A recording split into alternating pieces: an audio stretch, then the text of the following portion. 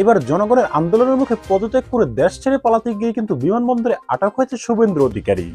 শুভেন্দুর প্রচুর প্রবলেম। শুভেন্দুকে আগে ঠিক করতে বলুন যে উনি আগে বাঙালি, উনি বেজন্মা না উনি। যে হিন্দু ভোটের উপর ভর করে শুভেন্দু অধিকারী ক্ষমতায় এসেছিলেন, সেই হিন্দুরাই এখন তার বিরুদ্ধে দাঁড়াচ্ছেন। শুধু মুসলমানরা নন, হিন্দু পুরোহিত, হিন্দু গোয়ালা, হিন্দু নারী, হিন্দু বুদ্ধিজীবী সবার মুখে এখন একটাই কথা, শুভেন্দুকে ভোট দিয়ে ভুল করেছি। শুভেন্দু অধিকারের নিজের জন্মের ঠিক নেই। আর কোথায় মুখ্যমন্ত্রীকে খুঁজে বেড়াচ্ছি আমরা, কোথায় এই সরকারটাকে মানুষ নিয়ে এসে ভালোবেসে আর প্রতিদান এই পাচ্ছি আমরা।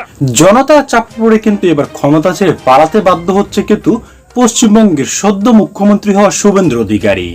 হ্যাঁ দর্শক, যে বিতর্কিত আইনগুলি পশ্চিমবঙ্গে জারি করে জনগণের পেটে লাথি দিয়েছে শুভেন্দু অধিকারী, তাই এবার কিন্তু পশ্চিমবঙ্গের জনতা কিন্তু একেবারে হিন্দু মুসলিম ভেদাভেদে কিন্তু এই শুভেন্দু অধিকারীর পদত্যাগের দাবিতে কিন্তু দর্শক একেবারে রাস্তায় নেমে গিয়েছে।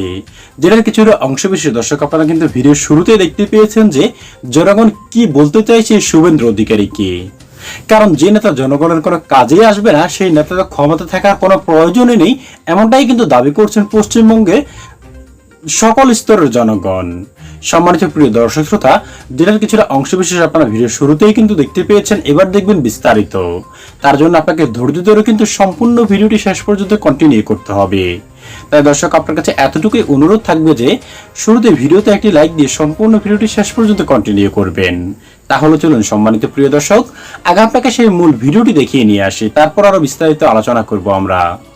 পশ্চিমবঙ্গে এমন কিছু ঘটছে যেটা বিজেপির হিসাবই ছিল না। যে হিন্দু ভোটের উপর ভর করে শুভেন্দু অধিকারী ক্ষমতায় এসেছিলেন, সেই হিন্দুরাই এখন তার বিরুদ্ধে দাঁড়াচ্ছেন। শুধু মুসলমানরা নন, হিন্দু পুরোহিত, হিন্দু গোয়ালা, হিন্দু নারী, হিন্দু বুদ্ধিজীবী সবার মুখে এখন একটাই কথা, শুভেন্দুকে ভোট দিয়ে ভুল করেছি। কিন্তু প্রশ্ন হচ্ছে, ঠিক কি ঘটলো যে পরিস্থিতি এতটা ঘুরে গেল? আর এর পেছনে শুধু কি একটা গরু কোরবানি ইস্যু, নাকি আরো গভীর কিছু রয়েছে? আর এখান থেকে শুরু হচ্ছে আসল আলোচনা। পশ্চিমবঙ্গে বিজেপি ক্ষমতায় আসার পর শুভেন্দু অধিকারী একের পর এক এমন সিদ্ধান্ত নিয়েছেন যেগুলো সরাসরি মুসলিম সম্প্রদায়কে টার্গেট করে। লাউড স্পিকারে আজান নিষিদ্ধ করা হয়েছে 65 ডেসিবেলের উপরে। গরু কোরবানির উপর কার্যত নিষেধাজ্ঞা জারি হয়েছে। একটির পর একটি পদক্ষেপে স্পষ্ট হয়ে গেছে এগুলো প্রশাসনিক সিদ্ধান্ত নয়, এগুলো আরএসএস বিজেপির হিন্দুত্ববাদী এজেন্ডার বাস্তবায়ন। এবারের ঈদুল আজহায় পশ্চিমবঙ্গে গরু কোরবানি কার্যত বন্ধ ছিল। শুভেন্দুর নির্দেশে পুলিশ কঠোর অবস্থানে ছিল। মুসলমানরা গরু কোরবানি দিতে পারেনি। কিন্তু এই সিদ্ধান্তের সবচেয়ে বড় আঘাতটা পড়েছে কাদের উপরে? মুসলমানদের উপরে না, সবচেয়ে বড় আঘাত পড়েছে হিন্দু গোয়ালাদের উপর। পশ্চিমবঙ্গের গ্রামাঞ্চলে হাজার হাজার হিন্দু পরিবার সারা বছর গরু পালন করে কোরবানির সময় বিক্রি করার জন্য। এটা তাদের জীবিকার প্রধান উৎস। অনেকে ঋণ নিয়ে গরু কিনেছে, খাবার জোগাড় করেছে, ওষুধ দিয়েছে, এই একটা সময়ের জন্য অপেক্ষা করেছে সারাটা বছর। কিন্তু এবার একটা গরুও বিক্রি হয়নি। একজন হিন্দু গোয়ালা নারী যা বলেছেন সেটা শুনে বোঝা যায় পরিস্থিতি আসলে কতটা ভয়াবহ। তিনি বলছেন, গলায় দড়ি দেবো নাকি বিষ খাবো? গরুর খাবার দেওয়ার সামর্থ্য নেই, গোবর পরিষ্কার করার শক্তি নেই, ও তো বাচ্চাকে হোস্টেলে দিয়ে মানুষ করাবে, আমরা কি দিয়ে মানুষ করবো? এই ও মানে শুভেন্দু, যে মানুষটাকে ভোট দিয়ে ক্ষমতায় বসিয়েছিলেন এই গোয়ালারা, সেই মানুষটার সিদ্ধান্তেই তারা এখন পথে বসতে চলেছেন। আপনার কি মনে হয় এটা শুধুই কাকতালীয়, নাকি বিজেপির পুরো কৌশলেই একটা মৌলিক গলদ আছে? সবচেয়ে তীক্ষ্ণ প্রশ্নটা তুলেছেন পশ্চিমবঙ্গের সচেতন হিন্দু নারীরা এবং পুরোহিতরা। তাদের বক্তব্য একদম পরিষ্কার। লাউড স্পিকারে আজান 65 ডেসিবেলের উপরে চলবে না, এটা মেনে নেওয়া যায়, কিন্তু তাহলে মন্দিরে ঠ্যাং ঠ্যাং করে কীর্তন সংকীর্তন কেন চলবে? পাড়ায় বয়স্ক মানুষ থাকেন, শিশু থাকেন, তাদের কথা কি ভাববে? 65 ডেসিবেলে আজান চলবে না তো 65 ডেসিবেলে খোল কীর্তনও চলবে না, এটাই তো ন্যায়সঙ্গত। এই প্রশ্নটা ছোট মনে হতে পারে, কিন্তু এর ভেতরে যে যুক্তিটা আছে সেটা বিজেপির পুরো ন্যারেটিভকে ভেঙে দেয়। কারণ বিজেপি যখন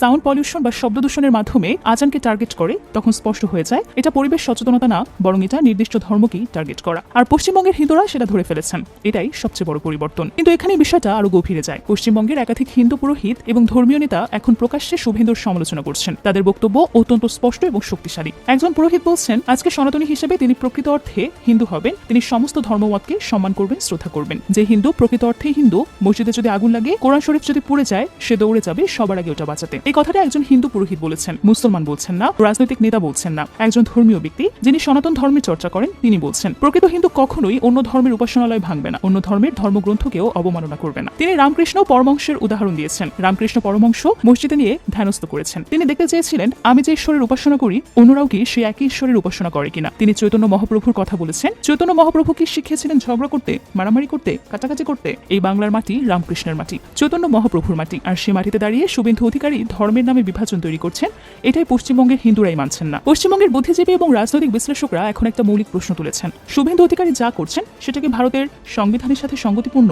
ভারতের সংবিধান একটি ধর্মনিরপেক্ষ রাষ্ট্রের কাঠামো দিয়েছে। সংবিধান অনুযায়ী প্রতিটি নাগরিকের নিজ ধর্ম পালনের অধিকার আছে। হিন্দু, মুসলিম, খ্রিস্টান, শিখ সবাই সমান অধিকার ভোগ করবে। সংবিধান কোনো একটি ধর্মকে অন্য ধর্মের উপরে স্থান দেয়নি। কিন্তু শুভেন্দু অধিকারী সেই সংবিধানের শপথ নিয়ে নির্বাচিত হয়েই এখন সেই সংবিধানই লঙ্ঘন করছেন। লাউড স্পিকারে আজান বন্ধের নির্দেশ দিচ্ছেন, কিন্তু মন্দিরে লাউড স্পিকারে হাত দিচ্ছেন না। গরু কোরবানি বন্ধ করছেন, কিন্তু হিন্দু গোয়ালাদের ক্ষতিপূরণ দিচ্ছেন না। একটি নির্দিষ্ট ধর্মের মানুষকে টার্গেট করে নীতি তৈরি করছেন, যেটা সাংবিধানিক কোনোভাবেই অনুমোদন করে না। একজন বিশ্লেষক স্পষ্ট করে বলেছেন, ভারত তো হিন্দু রাষ্ট্র নয়, ভারত কোনোদিনও হিন্দু রাষ্ট্র হবেও না। বিজেপি, আরএসএস মনে যাই থাকুক, সংবিধান তা অ্যালাউ করে না। আপনি হলে এই পরিস্থিতিকে কিভাবে দেখতেন? পশ্চিমবঙ্গের একটা বৈশিষ্ট্য আছে, যেটা ভারতের অনেক রাজ্যেই নেই। এখানে হিন্দু মুসলিম সহাবস্থান শুধু তত্ত্ব নয়, বাস্তব। একসাথে খাওয়া, একসাথে চলা, একসাথে উৎসব পালন, এটা বাংলার সংস্কৃতির অংশ। সাধারণ মানুষ বলছেন, আমরা হিন্দু মুসলমান একসাথেই চলি, একসাথেই উঠি, এক থালায় খাই, আমাদের মধ্যে কোনো পার্থক্য নেই। সাধারণ গ্রামবাসী বলছেন, ওরা কোনোদিন আমাদের কোনো ক্ষতি করেনি, তারাও হিন্দু, তারাও মুসলমান, আমরা তো একসাথেই আসছি, ওদের কোরবানিটা ওদের করতে দাও, আমরাও বাঁচি। এই শেষ লাইনটা লক্ষ্য করুন, ওদের কোরবানিটা ওদের করতে দাও,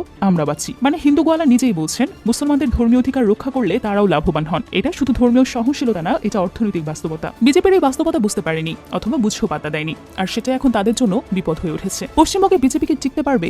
একটা তথ্য মনে রাখা দরকার। পশ্চিমবঙ্গ প্রতিষ্ঠার পর থেকে ৭৯ বছর বিজেপি এই রাজ্যে ক্ষমতায় আসতে পারেনি। বামফ্রন্ট ৭৪ বছর ক্ষমতায় ছিল, তৃণমূল ক্ষমতায় এসেছে, কিন্তু বিজেপি কোনোদিন পশ্চিমবঙ্গে পা রাখতে পারেনি। এবার প্রথমবারের মতো হিন্দুদের ভালো দিনের প্রতিশ্রুতি দিয়ে ধর্মীয় মেরুকরণের কৌশলে বিজেপি পশ্চিমবঙ্গে কিছু জায়গায় সাফল্য পেয়েছে, কিন্তু ক্ষমতায় আসার পরই তাদের আসল চেহারা বের হয়ে গেছে। মুসলমানদের শায়েস্তা করার নামে হিন্দুদেরই ক্ষতি হচ্ছে, ধর্মের নামে রাজনীতি করে দুই সম্প্রদায়ের মধ্যে দাঙ্গা তৈরির চেষ্টা হচ্ছে। আর সাধারণ মানুষ হিন্দু মুসলিম নির্বিশেষে সেটা বুঝে গেছেন। প্রথমত তারা ধরে নিয়েছিল হিন্দুরা এক একটি ভোট ব্যাংক, কিন্তু বাস্তবে পশ্চিমবঙ্গের হিন্দুরা মনোলিথিক নন। তাদের মধ্যে শ্রেণীভেদ আছে, জাতভেদ আছে, অর্থনৈতিক স্তরভেদ আছে। উচ্চবর্ণের হিন্দু এবং গরিব দলিত গোয়ালা দুজনের স্বার্থ এক না। বিজেপি উচ্চবর্ণের এজেন্ডা চালাতে গিয়ে নিচের তলার হিন্দুদের ক্ষতি করছে।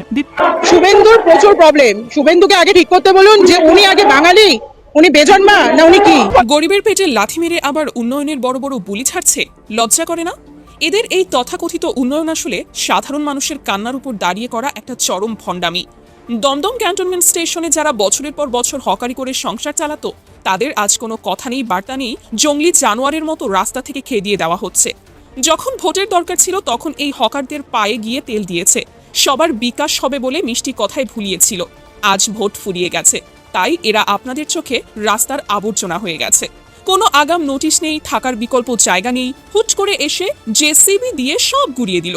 20 থেকে 30 বছর ধরে যারা এখানে সততার সাথে ব্যবসা করছে, এক নিমেষে তাদের ভিখারি বানিয়ে ফুটপাতে নামিয়ে দিল।